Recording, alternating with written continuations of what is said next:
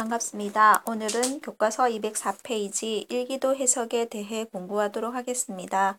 학습 목표는 첫째, 등압선 그리는 방법과 일기기호를 설명할 수 있다. 둘째, 일기도와 구름 사진을 해석할 수 있다 입니다. 등압선은 여러 지점에서 측정한 기압값을 지도에 표시한 후 같은 지점을 연결한 선을 등압선이라고 합니다. 등압선 그릴 때 유의할 점을 살펴보면 첫 번째, 1000헥토파스칼을 기준으로 4헥토파스칼 간격으로 그립니다. 두 번째, 굴곡이 심하지 않은 부드러운 곡선으로 그리며 관측값이 없는 곳은 부근의 값에서 거리에 비례하여 그립니다. 등압선은 끊어지지 않고 연속되게 그리며 두 개의 등압선이 교차하거나 한 개의 등압선이 갈라지지 않게 그립니다. 그림은 앞에서 정리한 등압선 그리는 방법대로 등압선을 완성한 모습입니다. A 지역은 주위보다 기압이 낮은 저기압입니다. 그래서 바람이 불어들어와 상승 기류가 형성됩니다. B 지역은 주위보다 기압이 높은 고기압입니다. 그래서 하강 기류가 발달하므로 날씨는 맑습니다. 일기기호는 일기도를 작성할 때 간단히 사용하는 기호를 나타냅니다. 여기에는 날씨기호, 구름의 양, 풍속기호 세 가지로 나타나는데 날씨기호에서 보면 앞에 점으로 찍힌 것은 비를 나타냅니다. 그리고 소나기, 눈, 안개, 네오는 각각 다음과 같이 나타납니다. 그리고 구름의 양은 동그라미 안에 색칠된 것으로 표현을 합니다. 색칠이 하나도 되지 않은 것은 맑음, 반만 표시된 것은 구름 조금, 4분의 3이 표시된 것은 구름 많음, 완전히 표시된 것은 흐림을 나타냅니다.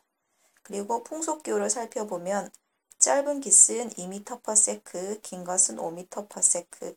그러므로 긴 거와 짧은 거 하나는 7m/s, 긴 거 두 개는 10m/s, 긴 거 두 개, 짧은 거 하나는 12m/s, 삼각형으로 된 것은 25m/s를 나타냅니다. 일기도 해석에 대해 살펴보도록 하겠습니다. 고기압 지역은 맑은 날씨를 나타냅니다. 저기압은 날씨가 흐리고 바람은 등압선에 대해 비스듬한 방향으로 붑니다. 그리고 등압선 간격이 좁을수록 바람은 강하게 되며 우리나라는 편서풍의 영향으로 기상현상이 서에서 동으로 이동합니다. 그리고 구름 사진을 함께 이용하면 날씨를 정확하게 알 수 있습니다. 앞 사진은 일기도를 나타내며 뒷사진은 구름 사진입니다. 일기도에서 저기압이나 전선이 발달한 곳은 구름이 많이 분포하고 있습니다.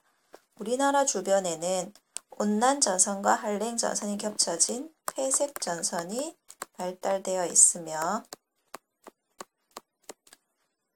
저기압의 영향을 받고 있습니다.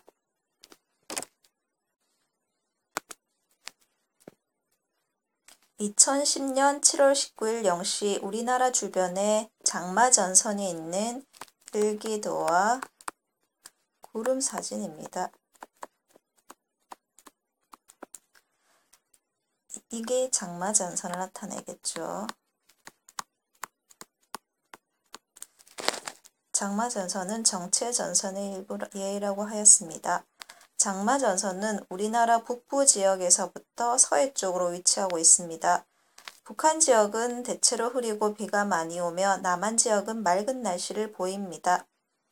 구름 사진을 보면 알 수 있듯이 북한에는 구름이 많으며 남한에는 구름이 없이 맑은 날씨를 나타냄을 알 수 있습니다.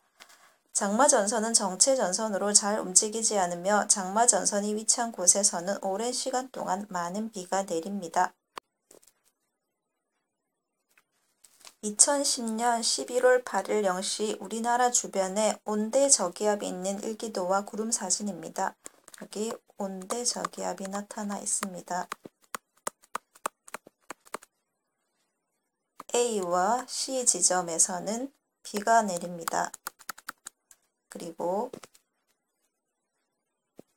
B 지점의 기온이 가장 높습니다. 온대 저기압은 온난전선과 한랭전선을 동반하여 온난전선의 앞쪽에는 넓은 구역에서 약한 비가 내리고 한랭전선의 뒤쪽에는 좁은 구역에 소나기가 내립니다. 온난전선과 한랭전선의 사이에는 온난전선의 영향으로 따뜻한 공기가 있어 기온이 높습니다. 2010년 8월 21일 6시 우리나라 주변에 고기압이 있는 일기도와 구름 사진입니다. 여기 고기압을 나타내고 있습니다. 우리나라 부근은 맑고 구름이 없는 맑은 날씨입니다. 우리나라는 고기압이 위치하고 있으므로 하강 기류가 있고 주변의 날씨가 맑습니다. 고기압의 영향으로 하강 기류가 형성되어 주변의 날씨는 맑다라는 것을 알 수 있습니다.